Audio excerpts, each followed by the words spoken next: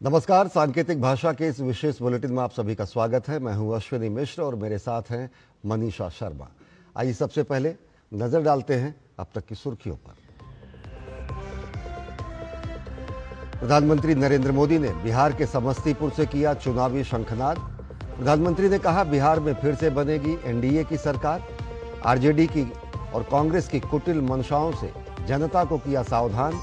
कहा, इनका एकमात्र उद्देश्य राज्य को अंधेरे और अराजकता भरे पुराने दिनों में वापस धकेलना।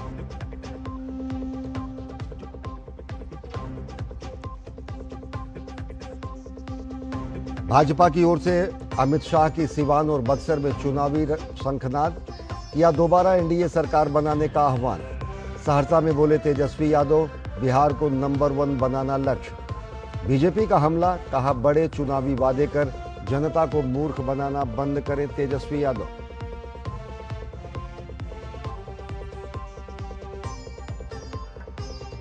राष्ट्रपति द्रौपदी मुर्मू ने केरल के एर्नाकुलम स्थित सेंट टेरेसा कॉलेज के शताब्दी समारोह में शिरकत की। कहा, 2047 तक भारत के विजन को साकार करने के लिए महिलाओं की विशेष भागीदारी।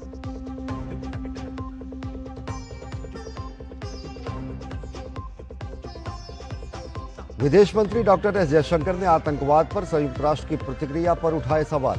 कहा, सुरक्षा परिषद का एक सदस्य आतंकी संगठनों का हितैषी तो कैसे रहेगा यूएन जवाबदेह।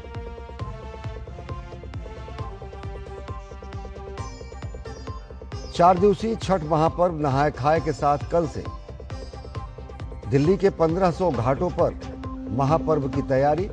देश भर में विशेष ट्रेनों और सुरक्षा के व्यापक इंतजाम।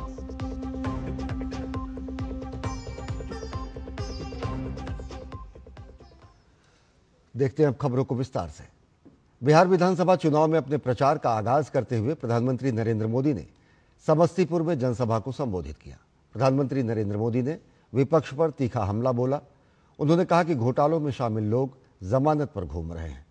उन्होंने आरोप लगाया कि जननायक की सम्मानित उपाधि चुराने की विपक्षी दल कोशिश कर रहे हैं।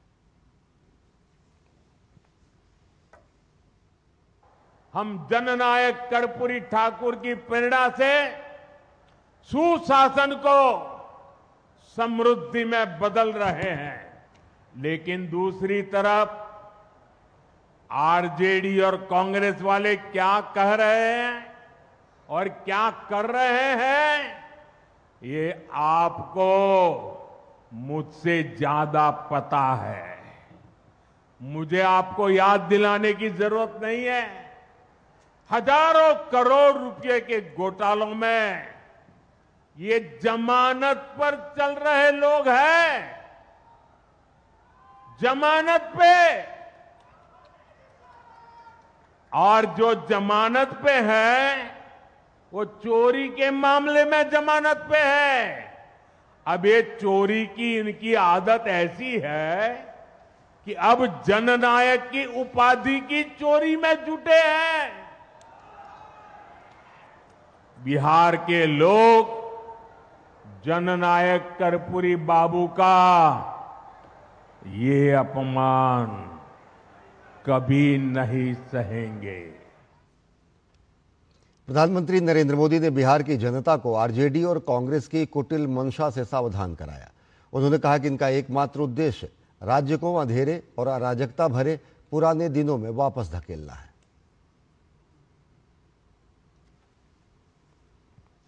मैं आज आपको आरजेडी और कांग्रेस वालों की बदनीयत से भी सावधान करूंगा। ये लठबंधन वाले जिन लोगों को चुनाव लड़वा रहे हैं, उससे साफ हो जाता है कि ये पुराने दिन वापस लाना चाहते हैं। जमीन पर इनके प्रचार को सुनिए तो जंगल राज ही याद आएगा। अभी से आरजेडी कांग्रेस के लोग छर्रा, कट्टा, दूनाली और घर से उठा लेने की धमकी देने लग गए हैं। इनका प्रचार इन्हीं दोनों पर चल रहा है। इसलिए बिहार के लोगों को सावधान रहना है, सतर्क रहना है। इस चुनाव में भी जंगल राज वालों का डिब्बा गोल करना जरूरी है। प्रधानमंत्री नरेंद्र मोदी ने बिहार में अपने चुनाव अभियान की शुरुआत समस्तीपुर जिले में भारत रत्न जननायक कर्पूरी ठाकुर के पैतृक गांव कर्पूरी ग्राम से की। उन्होंने कर्पूरी ठाकुर को श्रद्धांजलि अर्पित कर गरीबों और हाशिए पर खड़े लोगों के इस महान नेता का सम्मान किया। गौरतलब है कि कर्पूरी ठाकुर बिहार के मुख्यमंत्री रहे हैं और पिछड़े वंचितों के उत्थान में उनके योगदान को कभी नहीं भुलाया जा सकता।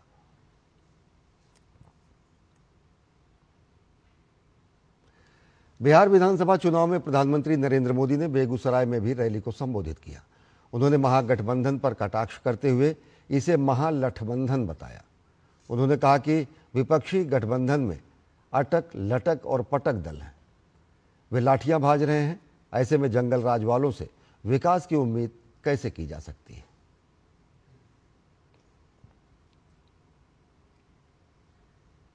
जब से बिहार चुनाव की घोषणा हुई है, तब से हम एक चीज साफ साफ देख रहे हैं।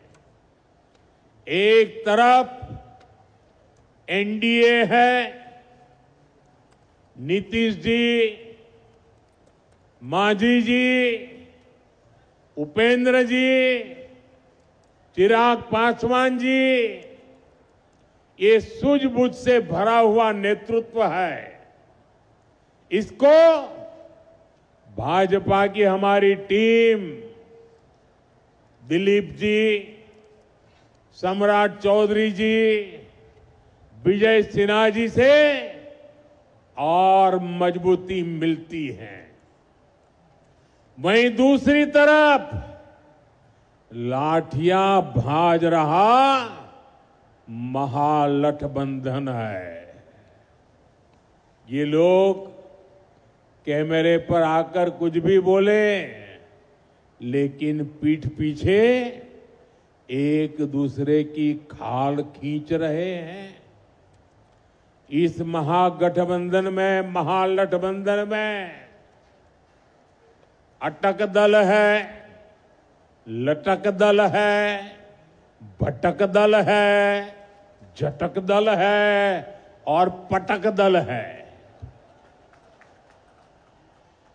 आरजेडी बीते 2 दशक में कोई चुनाव नहीं जीती, लेकिन अपने अहंकार में अटकी हुई है। इसी अहंकार में इन्होंने जेएमएम को झटक दिया। कांग्रेस 35 साल से बिहार में आरजेडी की पिछलग्गू बनी हुई है। इस बार आरजेडी ने उसको फिर पटक दिया।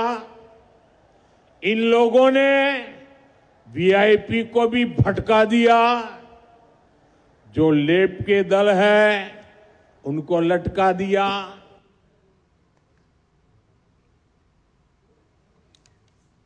राजद और कांग्रेस को भ्रष्ट परिवार करार करते हुए प्रधानमंत्री नरेंद्र मोदी ने कहा कि राजद और कांग्रेस वालों ने सिर्फ अपने बेटे बेटियों का विकास किया है।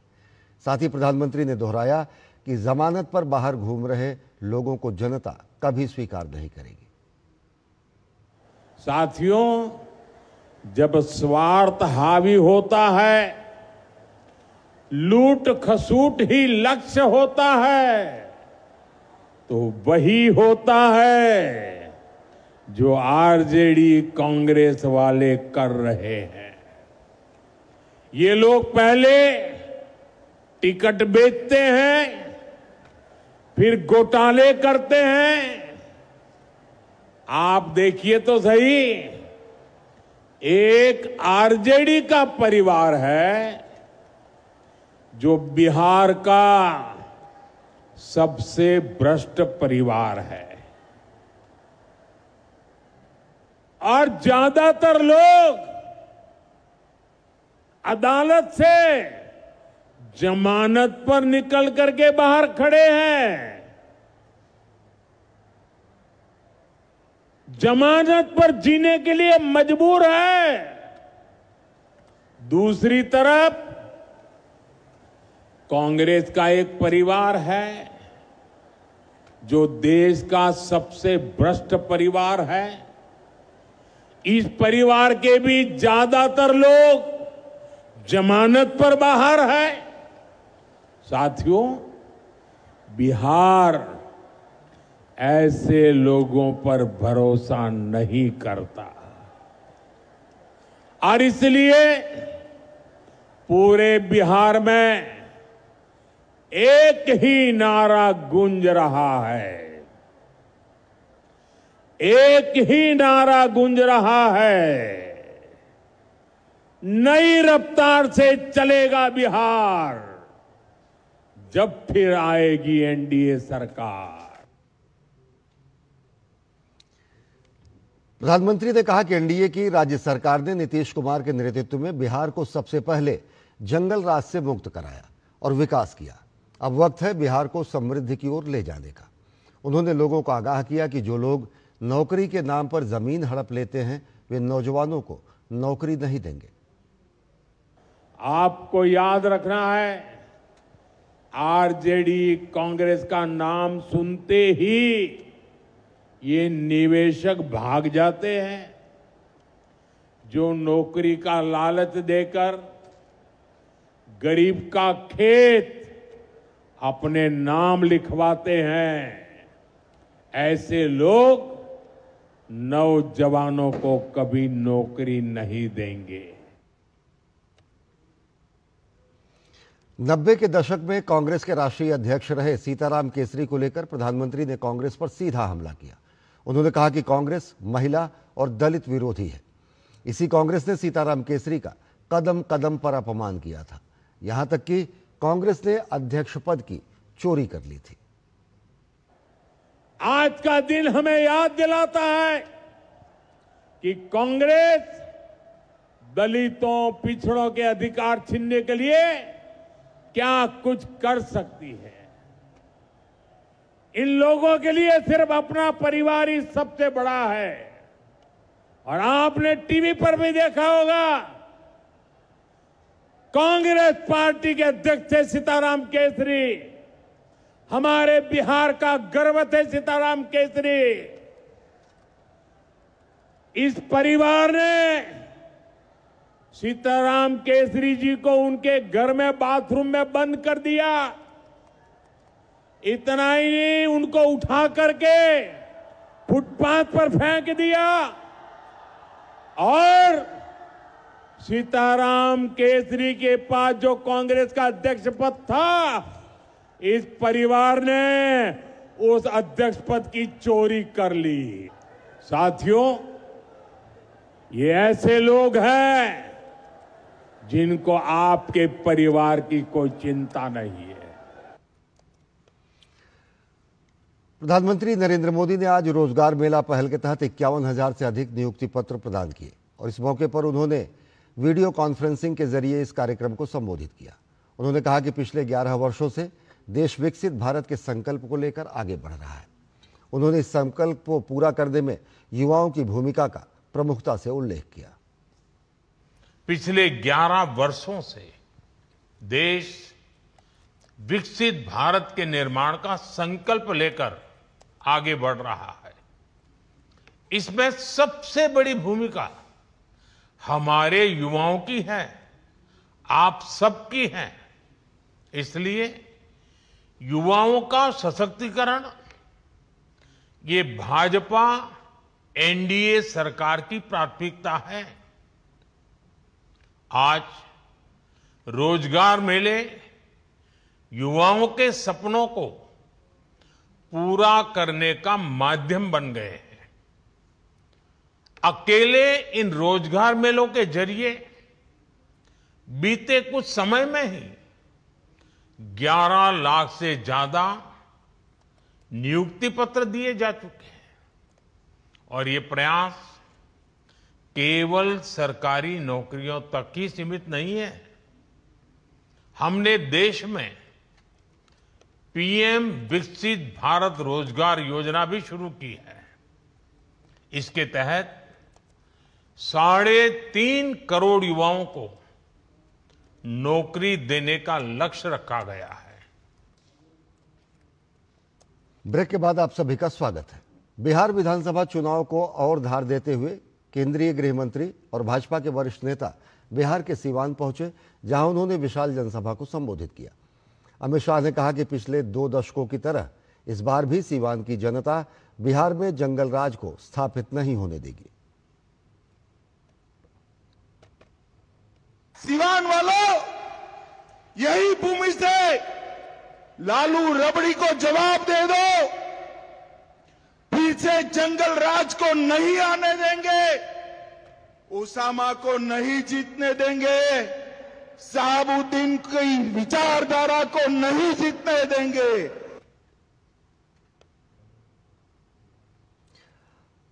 केंद्रीय गृह मंत्री अमित शाह ने महागठबंधन में उपजे विवाद पर भी चुटकी ली।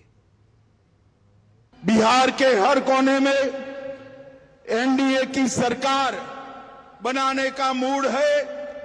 ये लालू के बेटे का तो चुनाव शुरू होने से पहले ही रायता बिखर गया है। उन लोगों के बीच में सीट का झगड़ा हुआ और अंत समय तक सीट नहीं तय कर सके। बीजेपी प्रवक्ता अजय आलोक ने राजद नेता तेजस्वी यादव पर निशाना साधा है। उन्होंने सीबीआई द्वारा तेजस्वी यादव पर दर्ज की गई एफआईआर का जिक्र करते हुए कहा कि भ्रष्टाचार खत्म करने की बात करने वाले तेजस्वी यादव ने लालू यादव के शासनकाल में कई घोटाले किए हैं।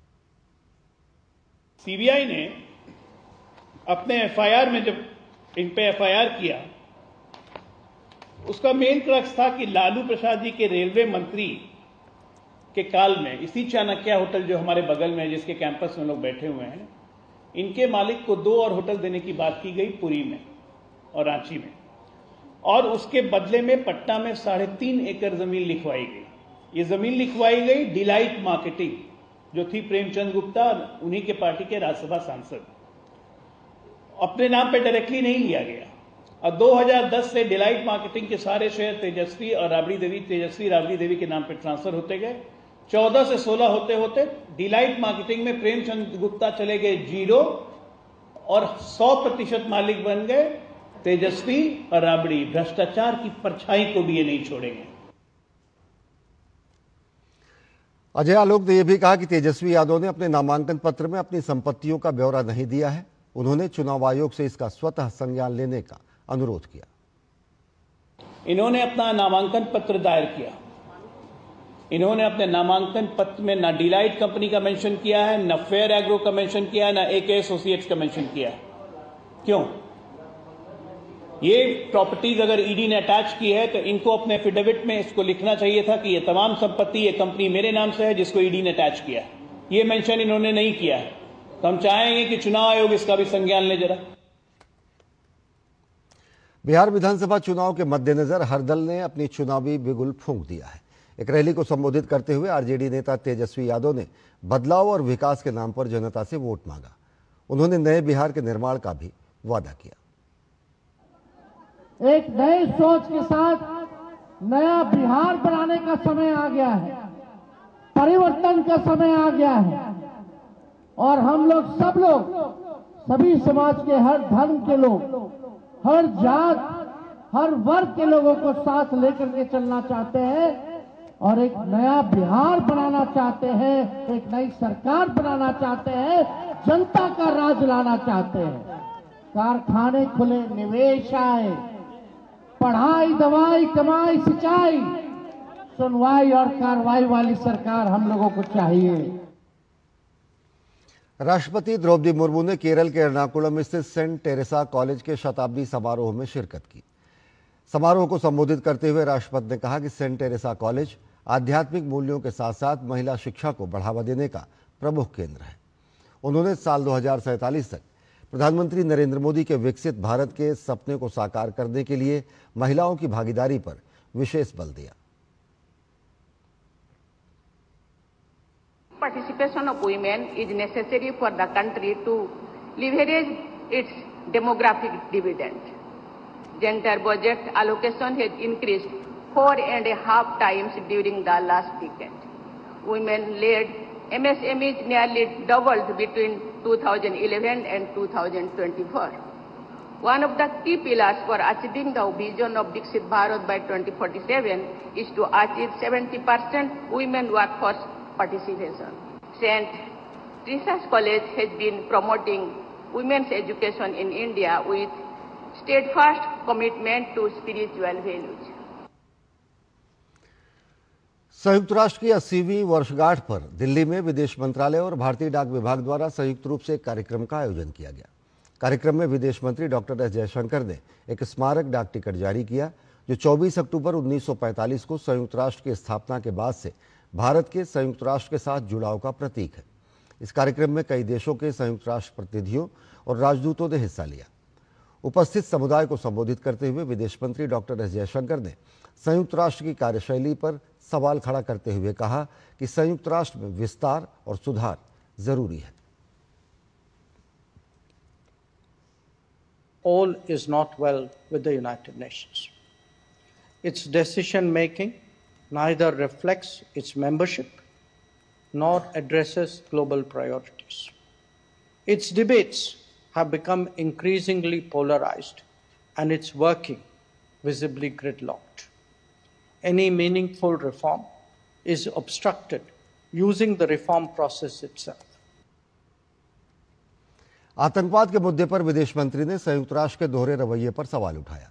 पाकिस्तान का नाम लिए बगैर उन्होंने कहा कि कैसे संयुक्त राष्ट्र का एक सदस्य पहलगाम जैसे बर्बर आतंकवादी हमले के पीछे छिपे समूहों को बचा रहा है। When a sitting Security Council member openly protects the very organization that claims responsibility for the barbaric terror attack such as at Pahalgam, what does it do to the credibility of multilateralism? Similarly, if victims and perpetrators of terrorism are equated in the name of global strategy, how much more cynical can the world get?